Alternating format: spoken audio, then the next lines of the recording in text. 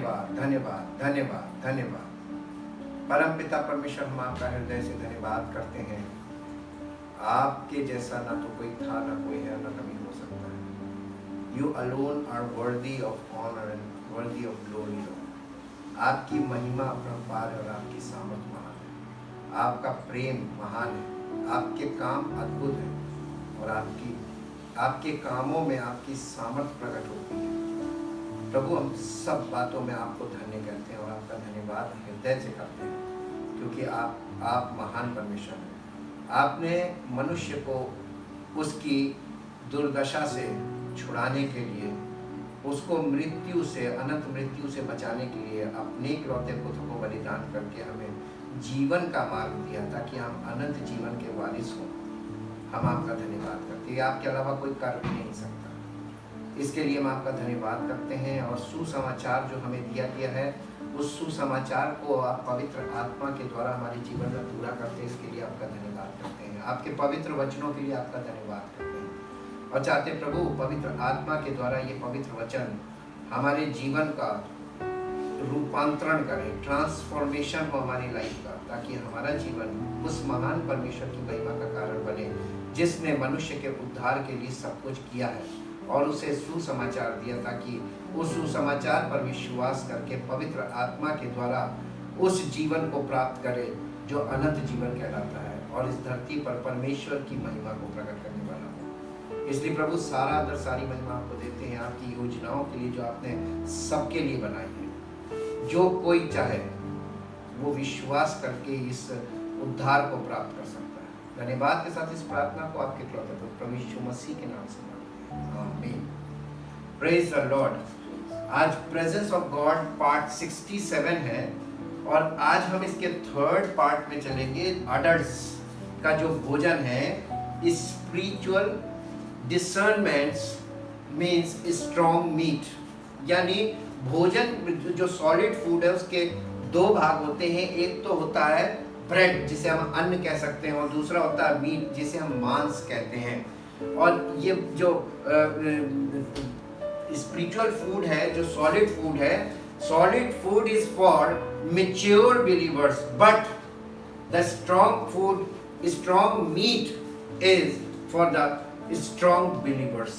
और हम परमेश्वर का धन्यवाद करते हैं, पवित्र आत्मा के द्वारा जब हम इन वचनों को देखते हैं और पढ़ते हैं और सुनते हैं और समझते हैं, तो हमारा जीवन परिवर्तित होता है और हम परमेश्वर के इकलौते पुत्र प्रभु यीशु मसीह के स्वभाव में परिवर्तित होते हैं और उस सामर्थ का अनुभव प्राप्त करते हैं, जिसके लिए प्रभु यीशु मसीह ने पहले से सुसमाचार दिया था कि यदि कोई मुझ पर विश्वास करेगा तो अंधकार में न चलेगा, परंतु जीवन की ज्योति पाएगा। इसलिए आज हम इब्रानियों की पत्री 5 अध्याय उसके 11 से 14 पद को यहीं से हम इसको रिव्यू लेकर चलेंगे, क्योंकि अब हम तीसरे पार्ट में हैं। तो हम पूरे पार्ट का रिव्यू लेंगे आज, ताकि ये कंप्लीट हो ये सब्जेक्ट। और अभी भी फिर से हम आपको बता दें कि ये हम इसके यानी इंट्रोडक्टरी है, ये जो जितनी बातें भी बताई जा रही है इंट्रोडक्शन दिया जा रहा है। हम इसके बाद डिटेल में इन्हीं तीनों पार्ट्स में डिटेल में जाएंगे जी। हिब्रू चैप्टर 5 वर्स 11 to 14, एक वर्स, पहले 11 पद पढ़े हिंदी में और फिर इंग्लिश में। इसके विषय में हमें बहुत सी बातें कहनी है, इसके विषय में हमें बहुत सी बातें कहनी है, जिनका समझाना भी कठिन है, जिनका समझाना कठिन है, समझना नहीं समझाना कठिन है। आज हम इसके स्ट्रॉन्ग सॉलिड फूड वाले पार्ट में अब फिर से रिव्यू कर रहे हैं कि अगर कोई व्यक्ति फर्स्ट लेवल में है, यानी इन्फेंट दूध पीने वाला बच्चा है, तो उसके लिए बहुत मुश्किल है। हम तो समझ भी गए, लेकिन अगर हम समझाना भी चाहें तो जो सामने वाला है, अगर वो दूध पीने वाला बच्चा है, तो उसको समझाना बहुत कठिन है, ये इम्पॉसिबल है लगभग। फिर से इसलिए कि तुम ऊंचा सुनने लगे हो। एक्चुअली ऊंचा सुनने से तात्पर्य ये नहीं है कि हम सुन नहीं पा रहे हैं। ऊंचा सुनने का मतलब ये है कि हम सुनकर उसको ग्रहण नहीं कर पा रहे हैं, उसको एक्सेप्ट नहीं कर पा रहे हैं, उसको बिलीव नहीं कर पा रहे हैं। सुनने का मतलब ये, जब किसी व्यक्ति को आप ऐसी बात बोलिए जो उसके सर के ऊपर से निकल जाए, तो वो इसको बोलेंगे वो ऊंचा सुन रहा है। इसका मतलब वो सुन तो रहा है, लेकिन वो रिस्पॉन्ड इसलिए नहीं कर रहा है क्योंकि उसकी समझ में कुछ नहीं आ रहा है। जी, क्योंकि तुम ऊंचा सुनने लगे हो। ये 11 पद है ना। अब इसको इंग्लिश में पढ़ो। 11th, concerning this we have much to say, we have much to say, which is hard to explain. which is hard to explain। यानी जो स्ट्रॉन्ग मीट है या सॉलिड फूड है, ये दो ऐसे पार्ट है कि दूध पीने वाले बच्चे को अगर आप इन दोनों पार्ट्स में से कोई भी बात बताना चाहें तो आप बता तो सकते हैं, लेकिन वो उस चीज को ग्रास्प नहीं करेगा, उसको ग्रहण नहीं करेगा, ना उसको अंडरस्टैंड करेगा, ना उसको परसीव कर पाएगा, क्योंकि आप तो एक्सप्लेन करने की कोशिश कर रहे हैं, लेकिन वो एक्सप्लेनेशन उसको कभी भी समझ में नहीं आएगा, क्योंकि भी वो दूध पीने वाला बच्चा है। जिसके बच्चे के, छोटे बच्चे के फिजिकली हम देखते हैं, जब छोटे बच्चे के पास दांत नहीं होते हैं, आप उसके मुंह में रोटी का टुकड़ा डालेंगे तो वो खा पाएगा? पहली चीज वो इसलिए नहीं खा पाएगा क्योंकि उसको चबाना पड़ता है, और वो चबाना जानता नहीं, उसके पास दांत नहीं है। और दूसरी बात ये है कि बिना चबाए वो अगर उसको निगलेगा तो उसको डाइजेस्टिव प्रॉब्लम हो जाएगी, उसका पेट गड़बड़ होगा और उसको पेट के बीमारियां लग जाएंगी। इसलिए बहुत मुश्किल होता है दूध पीने वाले बच्चों को सॉलिड फूड या अन्न देना या उनको मांस देना। दोनों चीजें बहुत खतरनाक हैं। आगे पढ़िए। समय के विचार से, नहीं, इंग्लिश में। Since you have become dull Since you have become dull in your spiritual hearing, in your spiritual, आत्मिक तौर पर सुनने में लोग डल हो गए। आज मालूम है वचन के सुनने वालों का अकाल पड़ा हुआ है, और ये अंत के समय की भविष्यवाणी का एक पार्ट है।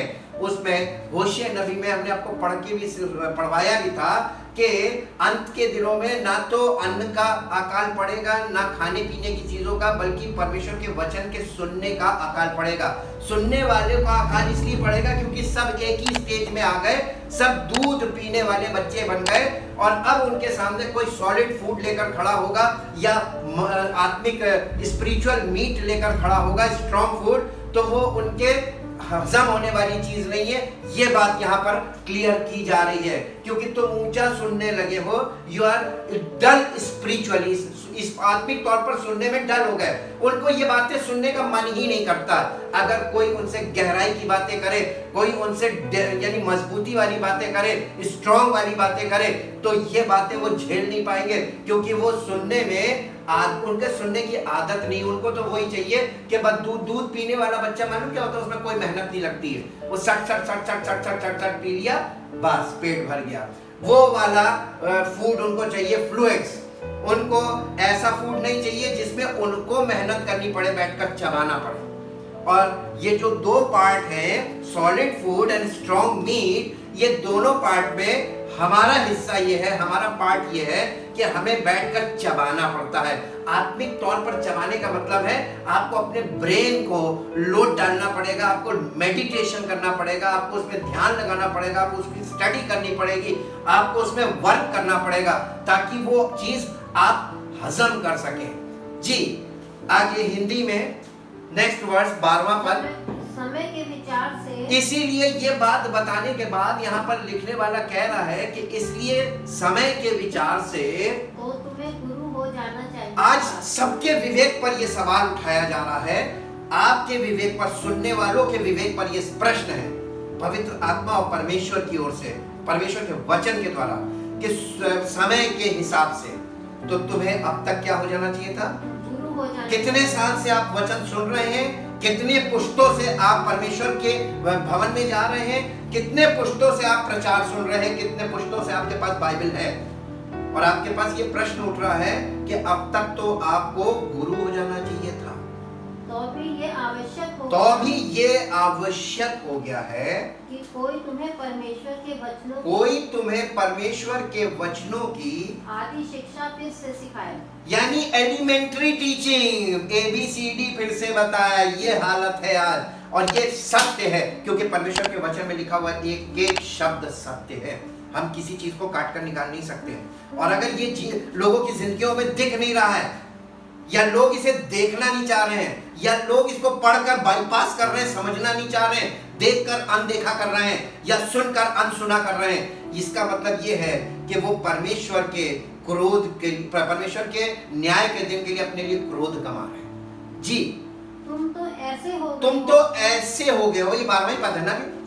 हाँ, तुम तो ऐसे हो गए हो कि तुम्हें अन्न के बदले अब तक दूध ही चाहिए। अभी तक दूध मांग रहे हैं। इसको बेटा इंग्लिश में पढ़ना, 12th verse. For even though by this time you ought to be teaching others, अब तो तुम्हें दूसरों को सिखाने वाला बन जाना चाहिए था। You ought to be teaching others, तुम्हें दूसरों को सिखाने वाला बन जाना चाहिए था समय के हिसाब से। जी, you actually need someone to teach you over again the very first principles of God's word, परमेश्वर के वचन की आदि शिक्षा, यानी एलिमेंट्री टीचिंग, बेसिक टीचिंग या संडे स्कूल वाली बातें अब फिर से तुम्हें बताई जाए। जी, you have come to need milk, not solid food, तुम्हें अभी भी दूध चाहिए। और समय को देखो, आज क्या दूध पीने वालों का समय है, या आज हमको स्ट्रॉन्ग मीट खाने का समय है।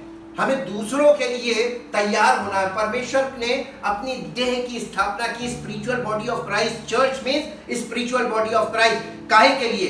ताकि इस धरती पर उसकी महिमा हो, उसके राज्य का विस्तार हो, और अंग काम करेंगे, अंगों के मिलकर बॉडी बनती है। और सारे अंग दूध पीने वाले हो गए तो पूरी बॉडी दूध पी रही है। ये कैसी दशा हो गई है स्पिरिचुअली, अगर आप इमेजिन करेंगे तो आपको पता चलेगा ये कहां पहुंच गए लोग, अब जाना कहां था, मंजिल क्या थी और हम कहां पहुंच गए।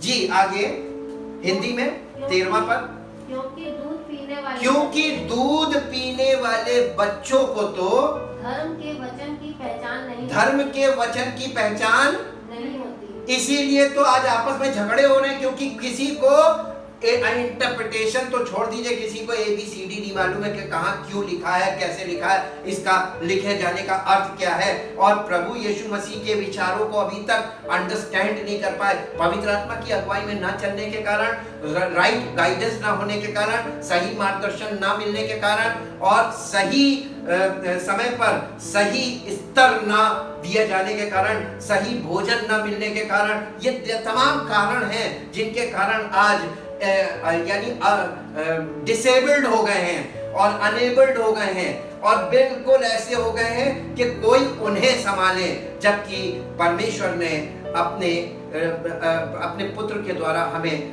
वो सामर्थ दी थी ताकि उसके पुत्र की महिमा हमारे जीवन से प्रकट हो, और हम बहुत से लोगों को सच्चाई बता सकें, उन्हें दिखा सकें और अपने जीवन को एग्जाम्पल में रख सकें।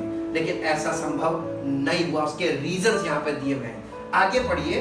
क्योंकि वो बालक है। दूध पीने वाले बच्चे को तो धर्म के वचन की पहचान नहीं होती, उसकी अकल नहीं होती, क्योंकि वो बालक है। और आज इस दशा में कोई है तो वो दूसरों को सुसमाचार सिर्फ बता सकता है, लेकिन एक्सप्लेन नहीं कर सकता और सही मार्गदर्शन नहीं कर सकता, और इसलिए अगल बगल भी लोग नष्ट हो रहे हैं और साथ में वो भी नष्ट हो रहा है। और लोग कह रहे हैं कि अरे तुम तो मानते हो, फिर भी तुम्हारे साथ ये दशा क्यों है। इंग्लिश में पढ़ना बेटा, 13th verse. For everyone who continues to feed on milk is obviously inexperienced and unskilled in the doctrine of righteousness, of conformity to the divine will in purpose, thought and action. For he is a mere infant. क्योंकि वो बालक है। दूध पीने वाला बच्चा खुद भी नहीं चल सकता, ना दूसरों को बता सकता है, गाइड कर सकता है, इसलिए दोनों इक्वल हो गए। जी, हिंदी में फिर 14th वर्स।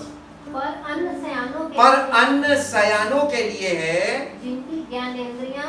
देखिए, अन्न खाने वाले व्यक्ति की यहाँ पर उसकी एक खास बात बताई जा रही है। जब when we eat solid food, we eat bread, तो मालूम क्या होता है? हमारी ज्ञानेंद्रियां, हमारे सेंसेस वो डेवलप होते हैं। और जब हम अच्छा भोजन करते हैं, सॉलिड फूड खाते हैं, इस सॉलिड फूड का नतीजा ये होता है कि हमारे सेंसेस डेवलप होते हैं। और हमारा डेवलपमेंट ऑफ सेंसेस का मतलब है डेवलपमेंट ऑफ माइंड, क्योंकि इंद्रियों का सारा प्रोसेसर क्या है मालूम है? माइंड। माइंड से सारी इंद्रियां कंट्रोल होती हैं। जब कोई व्यक्ति कुछ देखता है, उस चीज को देखकर वो क्या सोच रहा है, थॉट, वो चीज उसके माइंड से रिलेटेड है। जब कोई सॉलिड फूड खाएगा तो वो उसके पास सॉलिड माइंडसेट होगा। और इसीलिए चूंकि सॉलिड फूड नहीं मिला, आज मसीही लोगों की हालत देख लीजिए, खुद भी डिसेबल, दूसरों को क्या, अभी तो उन्हीं को संभालना बहुत मुश्किल हो रहा है जी। जिनकी ज्ञानेंद्रियां अभ्यास प्रैक्टिस। जब आप सॉलिड फूड खाते हैं तो आपको एक्सरसाइज करनी पड़ती है, और एक्सरसाइज मींस प्रैक्टिस। और तब आप जब प्रैक्टिस करते हैं तो आपकी ज्ञानेंद्रियां अभ्यास करते करते क्या करती हैं? भले बुरे में भेद करने में निपुण हो गई हैं। भले और बुरे में, यानी अंतर करना है, what is absolutely correct and what is absolutely wrong. ये चीज आपके पास कब आएगी? When we eat the solid food spiritually, आत्मिक भोजन। और जब आप सॉलिड मीट खाने लगते हैं, मांस खाने के लिए तो दांतों का मजबूत होना बहुत जरूरी है और हाजमे का मजबूत होना बहुत जरूरी है। क्योंकि जब तक आप, जो व्यक्ति केवल अन्न खाता है और उसने मांस कभी नहीं खाया, और अगर उसको मांस खिला देंगे तो उसका हाजमा बिगड़ जाएगा, वो झेल नहीं पाएगा। इसलिए आज हम इसी, ये 14th क्लास था ना, इसको इंग्लिश में पढ़ना बेटा।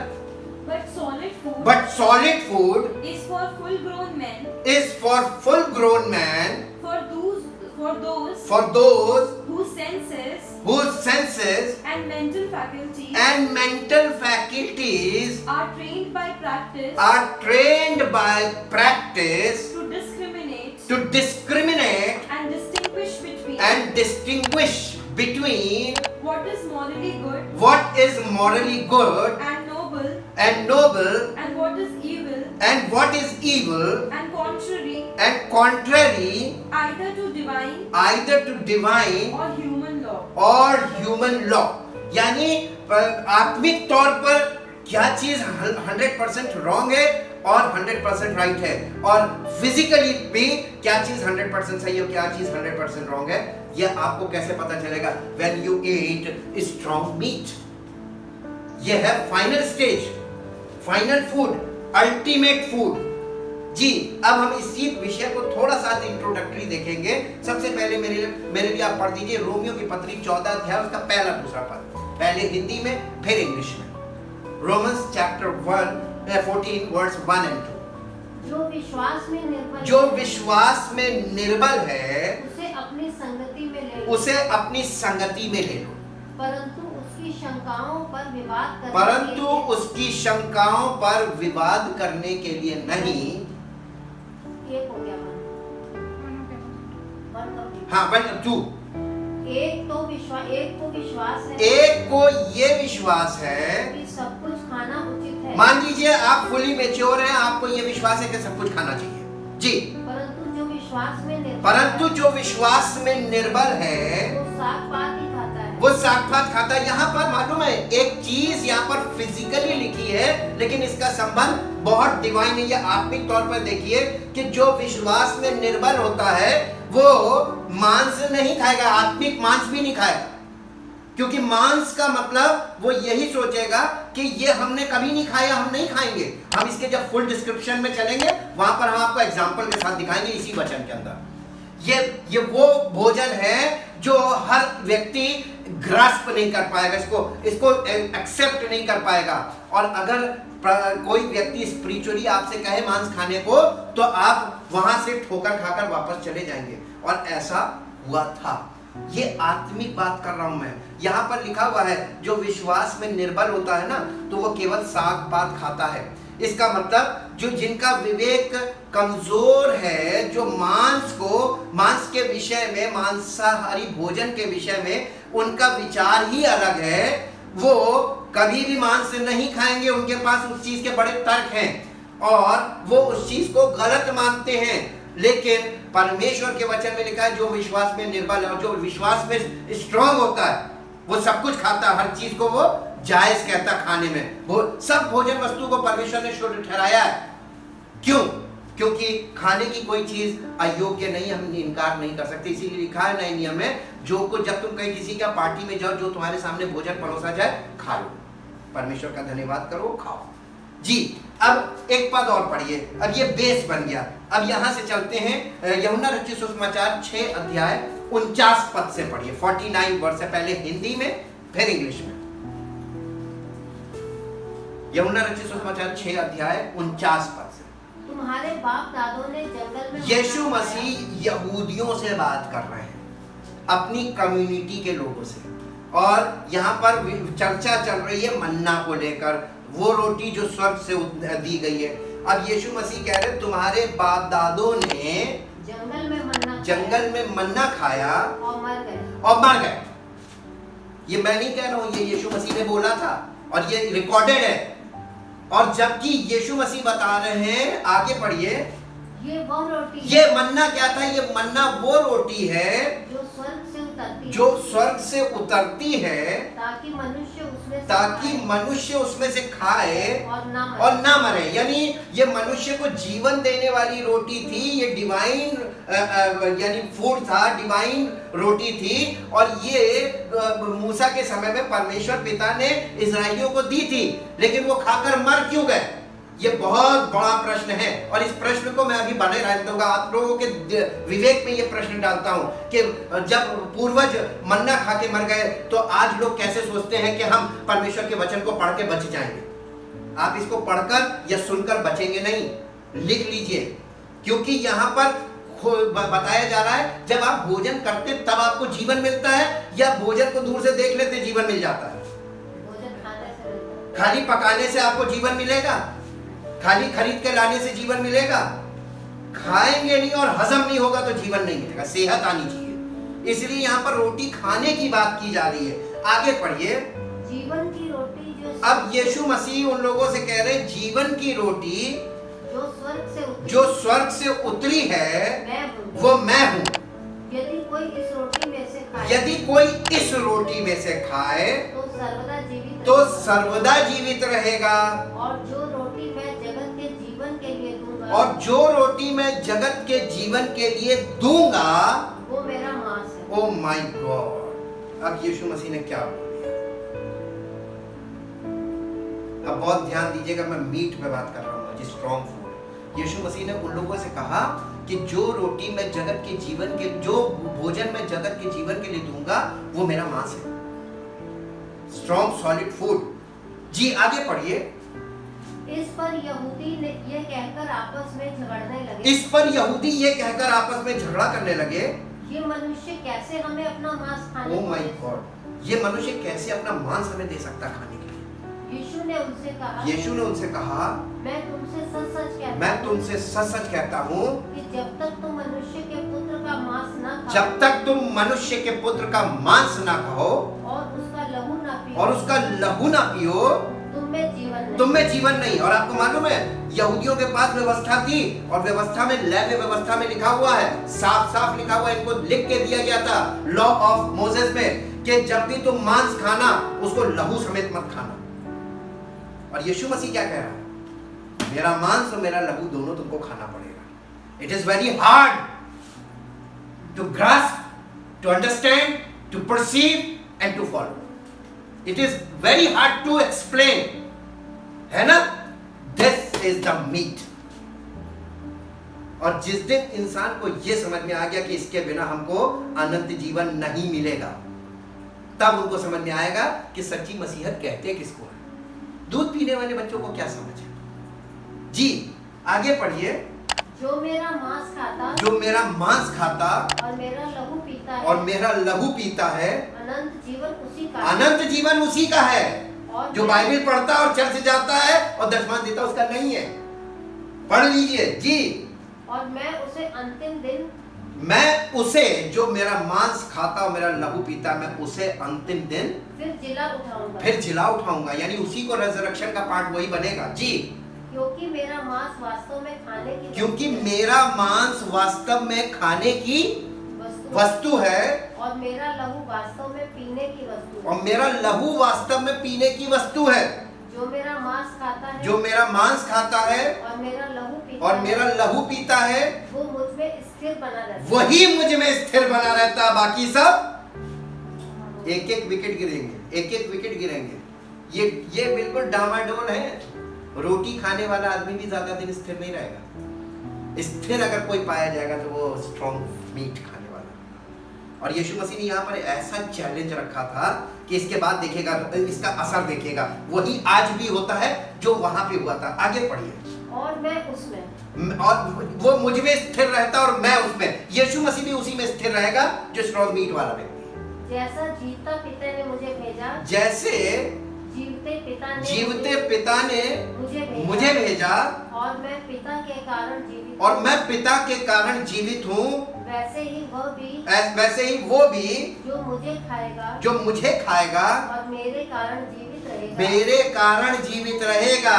अपने धर्म के कामों के कारण जीवित नहीं रहेगा जी। जो रोटी स्वर्ग से उतरी यही है।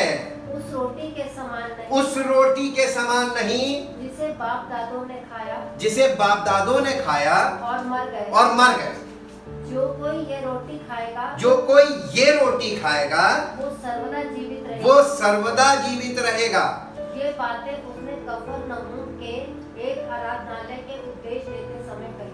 ये बातें यीशु मसीह ने कफरनहूम में एक आराधनालय में उपदेश देते समय बोली जी।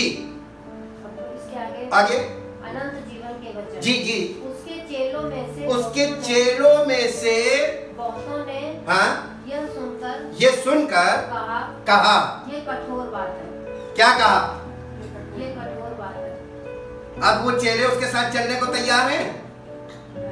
Very good. यीशु मसीह चाहता भी यही है कि मेरे पीछे भीड़ मत आए।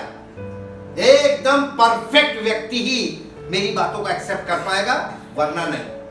जब भीड़ यीशु मसीह के पीछे आने लगी, चेलों की भीड़ भी आ गई, तो उसने फटाक से एक ऐसी चीज, ये divine will and purpose of God है कि वो हर एक को एंट्री नहीं देगा। वहां पर आपके सामने एक ऐसा फाइनल क्वेश्चन आएगा, एक ऐसा फाइनल डिसीजन आपको लेना होगा। अगर आप वहां पर चूक गए तो गई भैंस पानी में जी। इसे कौन सुन सकता है? यहाँ पर उसके ढेर सारे चेले, कितने थे? 70 लिखा है ना। 70 चेलों ने यीशु मसीह का साथ छोड़ दिया। ये बहुत कठिन बात है। मांस नहीं खा सकते, लहू नहीं पी सकते इसका जी। यीशु ने अपने मन में ये जानकर कि मेरे चेले आपस में इस बात पर कुड़कुड़ाते हैं। मेरे चेले आपस में इस बात को लेकर, किस बात को लेकर? कि मेरा मांस खाने वाला, मेरा लहू पीने वाला ही उद्धार पाएगा। इस बात को लेकर मेरे चेले आपस में डिस्कशन कर रहे हैं और इस बात पे बहसा बहसी कर रहे हैं। उसने मन में जानकर उनसे पूछा क्या इस बात से तुम्हें ठोकर लगती है? ये बात तुम्हें बुरी लग रही है? यदि तुम मनुष्य के पुत्र को जहाँ वो पहले था वहाँ ऊपर जाते देखोगे तो क्या होगा जी। आत्मा तो जीवनदायक है, शरीर से कुछ लाभ नहीं। जो बातें मैंने तुमसे कही है। अब यीशु मसीह यहाँ पर चाबी दे रहे हैं। जो बातें मैंने तुमसे कही हैं वे आत्मा है और जीवन भी। मैंने तुमसे आत्मिक बात बोली है और जीवन की बात बोली है जी। परंतु तुम में से कुछ ऐसे हैं जो विश्वास नहीं करते। क्योंकि यीशु पहले ही से जानता था कि जो विश्वास नहीं करते वे कौन है जी। और कौन मुझे पकड़वाएगा? यीशु मसीह को सब मालूम था जी। और उसने कहा इसलिए मैंने तुमसे कहा था, इसलिए मैंने तुमसे कहा था, जब तक किसी को पिता की ओर से, जब तक किसी को पिता की ओर से ये वरदान न दिया ये जाए, वरदान ना दिया जाए, तब तक वो मेरे पास नहीं आ सकता। Very good. आज उसने चाबी खोल दी। यीशु मसीह ने यहूदियों से कहा तुम मेरे पीछे चल नहीं पाओगे, बहुत मुश्किल है। मालूम क्यों? जब तक किसी को पिता की ओर से ये वरदान ना दिया जाए। पिता से वरदान क्या मिलता मालूम आपको? जैसे हम उद्धार पाते हैं, God the father gives us the gift of the Holi spirit. बिना पवित्र आत्मा के हम यीशु मसीह के साथ नहीं चल सकते। This is the key.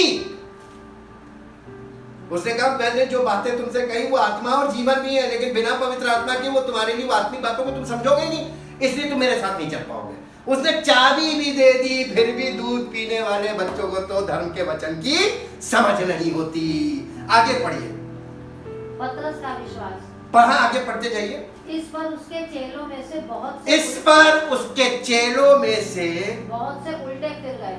उल्टे फिर गए का मतलब यीशु मसीह का साथ छोड़ दिया, और उसके बाद उसके साथ नहीं, और उसके बाद यीशु मसीह के साथ नहीं चले। तब यीशु ने उन 12 को भी बुलाया। क्या तुम भी चले जाना चाहते हो? जीसस आस्क्ड देम, तुम भी चले जाना चाहते हो? You are free. जाने के लिए तुम फ्री हो, मैं तुम्हें पकड़ूंगा नहीं, क्योंकि यीशु मसीह कभी किसी को जबरदस्ती लेकर नहीं चलेगा। बिना पवित्र आत्मा के कोई उसके साथ चल नहीं सकता, और पवित्र आत्मा भी किसी को मजबूर नहीं करेगा। यदि तुम विलिंगली पवित्र आत्मा के द्वारा यानी अपनी इच्छा से पवित्र आत्मा के साथ नहीं चलोगे, तो पवित्र आत्मा भी जबरदस्ती नहीं करेगा। और आप इस हिसाब से सोचिए कितने प्रवेश पाएंगे। गिनती के लोग प्रवेश पाएंगे, भीड़ नहीं जा सकती वहां। इसीलिए उसने कहा कि तुम भी चले जाना चाहते हो तो you are free to go back, वापस जा सकते हो। आगे शमौन पतरस ने तब जवाब दिया, उसको उत्तर दिया, हाँ? हे प्रभु, हम किसके पास जाएं? अनंत जीवन की बातें तो तेरे ही पास है। अनंत जीवन की बातें तो तेरे ही पास है। हम जाएं तो किसके पास जाएं? इस संसार में कहीं अनंत जीवन की बातें किसी के पास नहीं है। God is only appointed Jesus Christ, authorised Jesus Christ, कि उसी के पास अनंत जीवन की बातें हैं।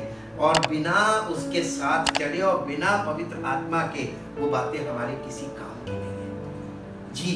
और हमने विश्वास किया और जान गए हैं कि परमेश्वर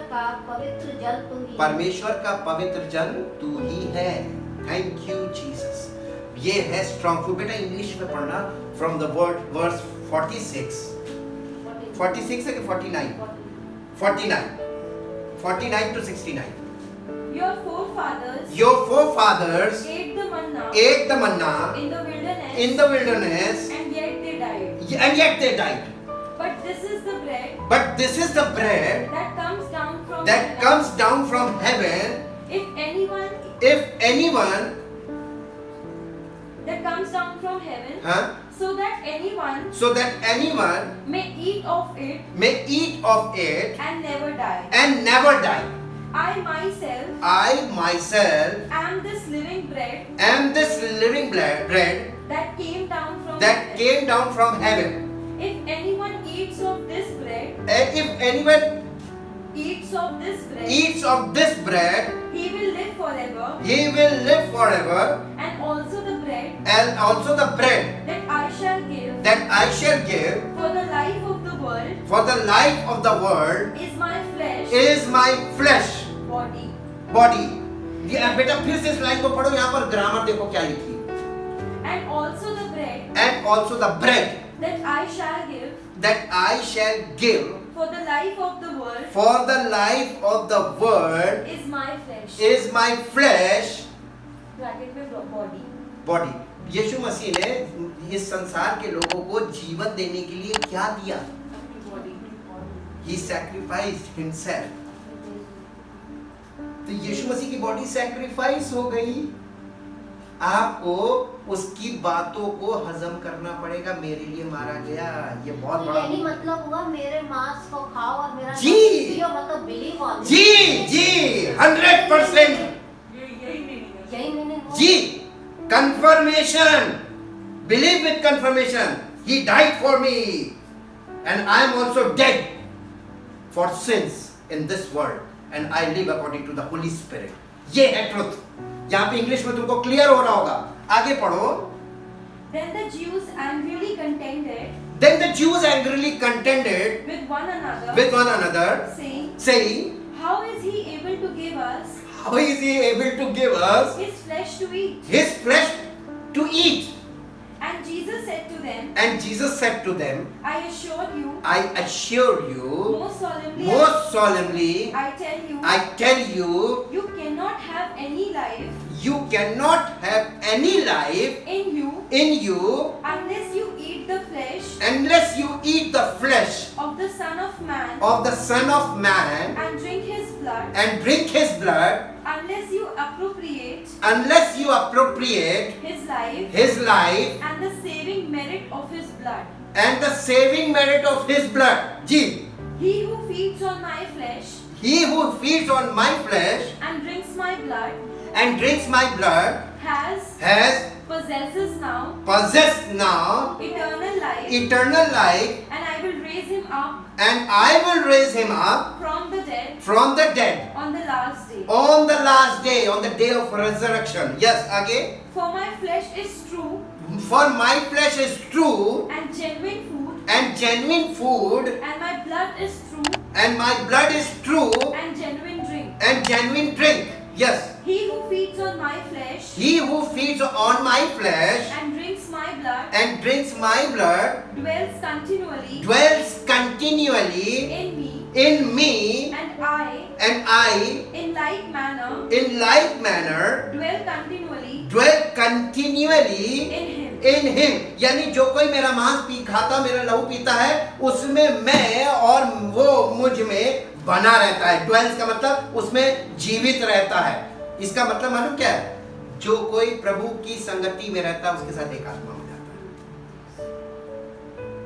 है. इंटरप्रिटेशन है, लेकिन चूंकि होली स्पिरिट के अनुसार लाइफ नहीं चल रही, इसलिए इंटरप्रिटेशन काम नहीं कर रहा. जी, आगे पढ़िए. Just as the living Father sent me and I live by through because of the Father, even so यानी एग्जाम्पल देकर बात कर रहा है. ऑब्जेक्ट है, वो कह रहा है मुझे देखो, पिता के द्वारा मैं जीवित हूँ, पिता मुझ में जीवित है, मैं पिता के अनुसार चल रहा हूँ. जी, even so whoever continue to feed on me, whoever takes me for his food and is nourished by me shall in his turn live through and because of me. इसी चैप्टर में यीशु मसीह ने एक बात और बोली थी, मेरा भोजन ये है कि मैं अपने भेजने वाले की इच्छा को पूरा करूं, उसकी इच्छा में जीऊं और उसकी इच्छा को पूरा करूं. तो यही बात वो एक्सप्लेन कर रहा है ज्यूज को कि वो मैं उसकी इच्छा में जीवित हूं, उसकी इच्छा पूरी करने में लगा हूं और इसलिए वो मुझ में जीवित है. जी, This is the bread that came down from heaven. It is not like the manna which our forefathers ate and yet died. He who takes this bread for his food shall live forever. He said these things in a synagogue while he was teaching at at Capernaum. Yes. When his disciples heard them, many of them said, This is hard and difficult and strange saying. ये strong food का मतलब क्या है? Spiritual hard और very hard to explain and very hard to digest.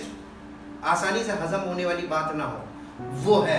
और ये वो वाली बात यीशु मसीह ने बोली थी. जी, an offensive and unbearable message. Who can stand to hear it? Who can stand to hear it? Yes. Who can be expected to listen to such teaching? ऐसी शिक्षा कौन सुन सकता है? कौन खड़ा रहेगा ऐसी शिक्षा सुनकर?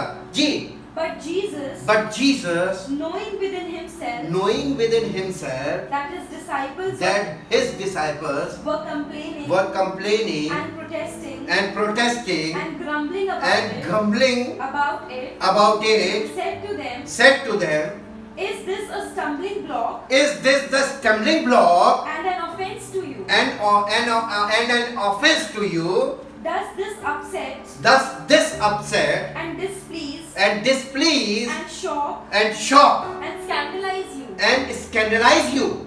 What then What then will be your reaction will be your reaction if you should see the Son of Man if you should see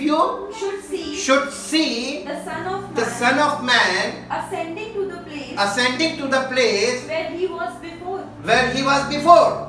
जब तुम उसको वापस वहीं जाते देखो जहाँ वो था, तो तुम्हारा क्या हाल होगा? जी, it is the Spirit who gives life. He is the life-giving spirit. life-giving Spirit. Yes. The flesh conveys no benefit. The flesh conveys no benefit. Whatever, there is no profit in it. There is no profit in it. The words, truths that I have been speaking to you are spirit and life. But still, some of you fail to believe and trust and have faith. For Jesus knew from the first who did not believe and had no faith and who would betray him and be false to him. And he said, this is why I told you that no one can come to me unless it is granted him, unless unless he is unable to do so by the Father. After this, many of his disciples drew back. यहाँ से उसके बहुत से चेहरे वापस, many लिखा है, ज्यादातर चेहरे वापस हो गए जी. returned to their old association अपनी पुरानी संगति में चले गए and ji. no longer accompanied him. उसके साथ बहुत ज्यादा नहीं चले बस. Jesus said to the 12. अब 12 बचे थे. ये जो यीशु मसीह ने जिन्हें बुलाया था नाम लेकर, अब उनसे यीशु मसीह कहने लगा, Will you also go away? And do you too desire to leave me? तुम भी मुझे छोड़कर जाना चाहते हो तो जा सकते हो. Simon Peter answered, Lord, to whom shall we go? हम किसके पास जाएं?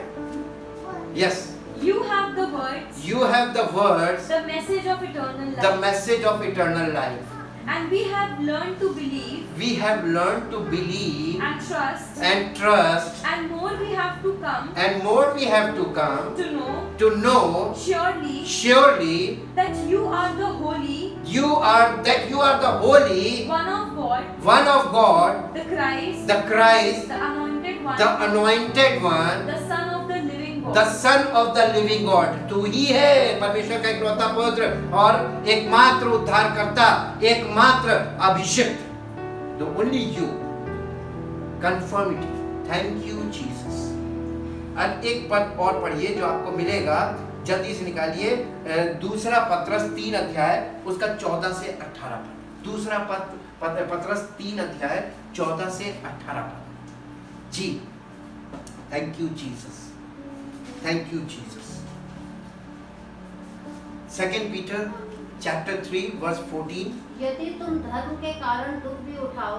नहीं, दूसरा पत्रस 3 अध्याय 2 Peter chapter 3 verse 14. इसलिए हे प्रियो जबकि तुम इन बातों की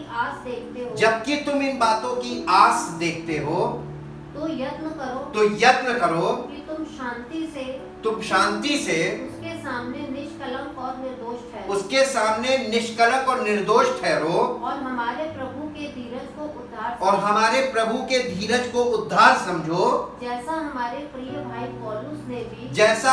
प्रिय भाई पौलुस ने भी उस ज्ञान के अनुसार जो उसे मिला तुम्हें लिखा है, वैसे ही अपने वैसे ही अपने, वैसे ही उसने अपनी सब पत्रियों में भी वैसे ही उसने अपनी सब पत्रियों में भी इन बातों की चर्चा इन बातों की चर्चा की है, स्ट्रॉन्ग मीट की चर्चा की है, जिनसे कुछ बातें ऐसी हैं जिनमें कुछ बातें ऐसी हैं जिनका समझना कठिन है जिनका समझना कठिन है, और अनपढ़ और चंचल लोग जिनका समझाना कठिन है। लिखा होगा नहीं समझना समझना, समझना कठिन है, और अनपढ़ और चंचल लोग उनके उनके अर्थों को पवित्र शास्त्र की अन्य बातों की तरह पवित्र शास्त्र की अन्य बातों की तरह खींच तान कर अपने ही नाश का कारण बनते हैं। ये स्ट्रॉन्ग फूड वाली बातें जो है इन्हीं में लोग खेल करते हैं,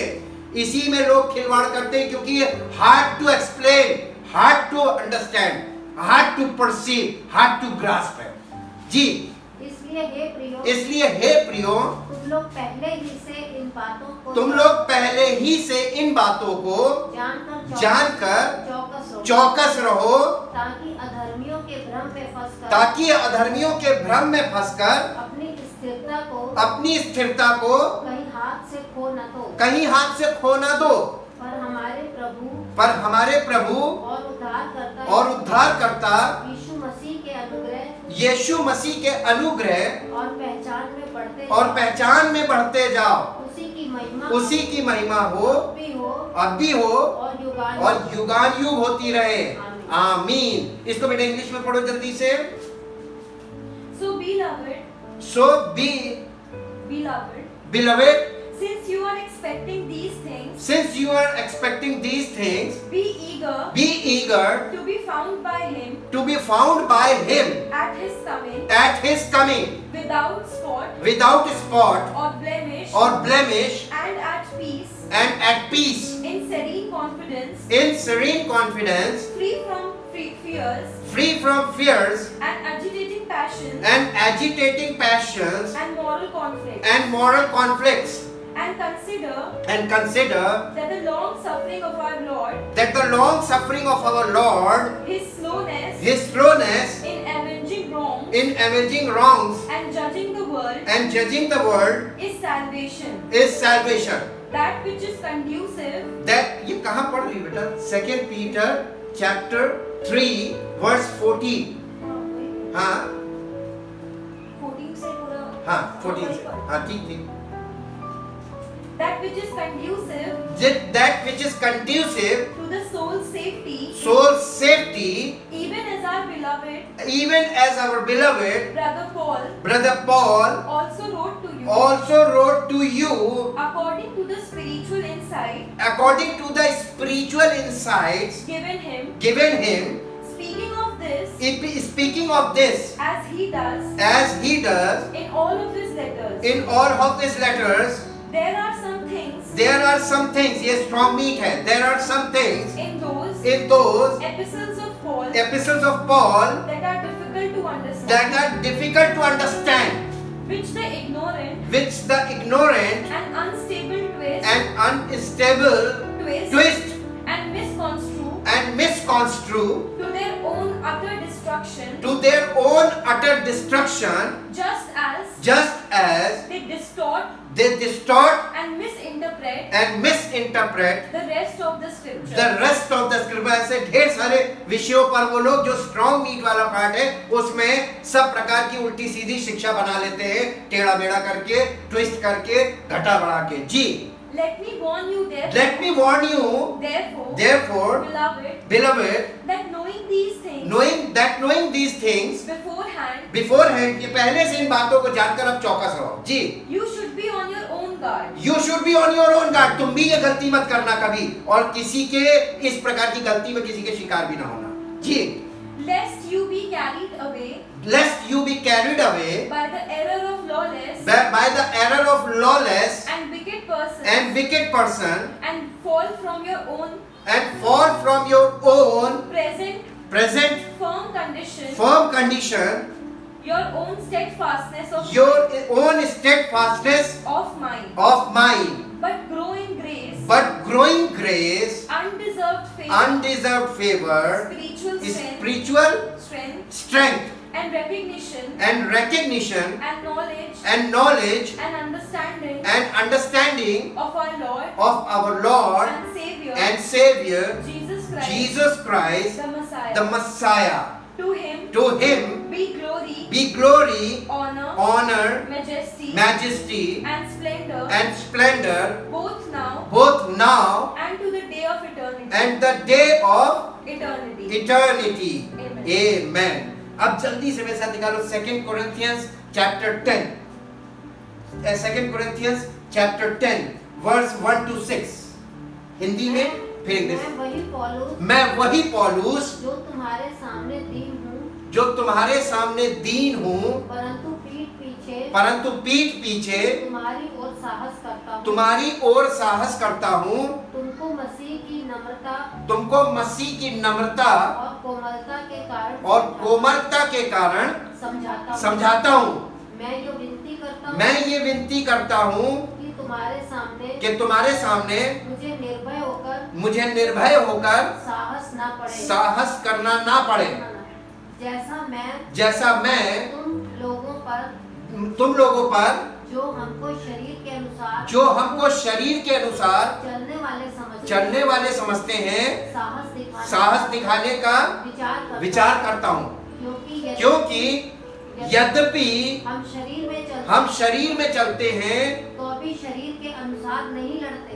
शरीर के अनुसार नहीं लड़ते, क्योंकि हमारी लड़ाई के हथियार शारीरिक नहीं पर गढ़ों को ढा देने के लिए परमेश्वर के द्वारा सामर्थी हैं. इसलिए हम क्या करते हैं? कल्पनाओं का और हर एक उस ऊंची बात का जो परमेश्वर की पहचान के विरोध में उठती है खंडन करते हैं, और हर एक भावना को कैद करके मसीह का आज्ञाकारी बना देते हैं और तैयार रहते हैं कि जब तुम्हारा आज्ञा पालन पूरा हो तो हर प्रकार के आज्ञा उल्लंघन को दंडित करे. ये देखिए यहाँ पे लिखा हुआ है ना, स्पिरिचुअल क्या लिखा हुआ है? स्पिरिचुअल डिसर्नमेंट्स. स्ट्रॉन्ग मीट खाने वाले के पास स्पिरिचुअल डिसर्नमेंट्स आ जाती है, पावर्स आ जाती है. और आपको मालूम है पवित्र आत्मा आपको सब कुछ दिखाएगा, लोगों के दिलों के विचार भेद सब प्रकट कर देगा. ये हमारी काबिलियत से नहीं होता है, ये हमारी योग्यता से नहीं है, हमारी फिजिकल माइंड से नहीं है. इसीलिए जब वो गिफ्ट लोगों के अंदर आती है, इसका मैं खुद गवाह हूं कि जैसे ही हाथ को सब कुछ क्लियर चिट्ठा दिखा देता है. हालेलुया. और लोग सोचते हैं कि ये मैंने किया, नहीं, ये उसने किया. He is with me and I am with him. ये मांस वाला पार्ट बहुत इंपॉर्टेंट है. अब इसको इंग्लिश में पढ़ो बेटा. Now I myself, Paul, beseech you by the gentleness and consideration of Christ himself, I who am lowly enough. So they say, when among you, face to face, but bold, fearless, and outspoken to you, when I am absent from you. I entreat you, when I do come to you, that I may not be driven to such boldness as I intend to show toward those few who suspect us of acting according to the flesh, on the low level of worldly motives, and as if invested with only human powers. For though we walk, live in the flesh, we are not carrying on our warfare according to the flesh, and using mere human and using mere human weapons. For the weapons of our warfare For the weapons of our warfare are not physical, weapons of flesh and blood, weapons of flesh and blood, but they are mighty before but God, they are mighty before God for the overthrow and destruction of strongholds, inasmuch as we refute arguments and theories and reasonings and every proud and lofty thing that every proud and lofty thing that sets itself against the true knowledge of God, and we need every thought and purpose away captive into the obedience of Christ, the Messiah, the the anointed one. Thank you. being in readiness To punish every insubordinate for disobedience when your own submission their own submission and obedience as a church are fully secured and complete. कलीसिया की सुरक्षा के लिए ये सामर्थ काम करती है, मसीह स्वयं काम करता है। लास्ट में एक वर्ष पढ़ेंगे और फिर प्रार्थना करेंगे। 2 कुरिन्थियों 6 अध्याय 17 पर इन सब बातों का टोटल होल यानी सम क्या है, इन सब बातों को अगर मिला दिया जाए एक लाइन में, इसका ये मतलब है स्ट्रॉन्ग मीट का मतलब ये है जो स्ट्रॉन्ग मीट खाने वाला है वो इमीडिएट प्रेजेंस में रहने वाला। जी 2 कोरिन्थियंस चैप्टर 6 वर्स 17 हिंदी में फिर इंग्लिश में। इसलिए प्रभु कहता है उनके बीच में नहीं 6:17 2 कुरिन्थियों 1 कुरिन्थियों 2:17 sorry 1 कुरिन्थियों 2:17 1 Corinthians chapter 6 verse 17। Thank you Jesus. 1 कुरिन्थियों और जो प्रभु की संगति में रहता जाता है नहीं रहता है। जाते तो सब लोग कई बार जाते रहते हैं, आते जाते। पुराने जमाने में भी लोग मंदिर में आते जाते, अंदर तो कोई जा ही नहीं सकता था, सिर्फ फाटक के अंदर जाते थे आंगन तक और आते जाते किसी को कुछ नहीं मिला। आज भी लोग प्रेजेंस में जाते आते। अब उसने अपनी पवित्र आत्मा की उपस्थिति को पवित्र आत्मा के रूप में हमारे जीवन में भेज दिया। अब आप कितना पवित्र आत्मा की उपस्थिति में जीवन व्यतीत कर रहे हैं, यहाँ पे प्रश्न उठ रहा है। इसलिए जो कोई प्रभु की संगति में रहता है वो उसके साथ एक आत्मा हो जाता है। ये है इस सारे स्ट्रॉन्ग फूड खाने वाले के जीवन का निचोड़, वो उसके साथ एक आत्मा हो जाता है। इंग्लिश में पढ़ना। But the person who is united to the Lord becomes one spirit with him। उसकी आत्मा के साथ एक हो जाना। जब आप उसकी आत्मा आप में है और आपकी आत्मा उसकी आत्मा के साथ एक नहीं हुई, अभी भी आप शारीरिक जीवन बिता रहे हैं, आप खुद काम कर रहे हैं, आप सब कुछ फिजिकली करना मांग रहे हैं, पवित्र आत्मा की सामर्थ्य काम करेगी, आपको कुछ नहीं करना है। उसने कहा था मैं आप चलूंगा तुम्हें विश्राम दूंगा, और अभी तक आप विश्राम में नहीं पहुंचे हैं, इसलिए अभी तक आपकी जर्नी बहुत पीछे है। कहीं आप दूध तो नहीं पी रहे हैं और कहीं आप खाली सॉलिड फूड पर ही टिके हुए हैं, अभी तक आपने उसके बाद वाला भोजन नहीं किया है। फाइनल स्टेज ये है। Thank you Jesus.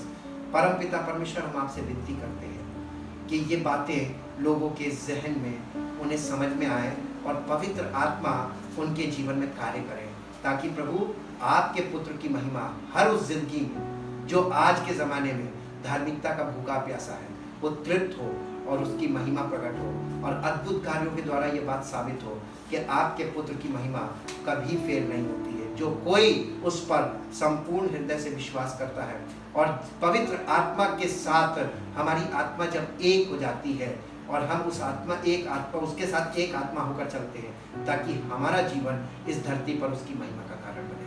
यही तो आप चाहते प्रभु आपकी योजना सबके जीवन में लागू हो और पूरी हो और आपकी महिमा प्रकट हो। यीशु मसीह के नाम से आमीन। Praise the Lord. परमेश्वर आपको आशीष दे।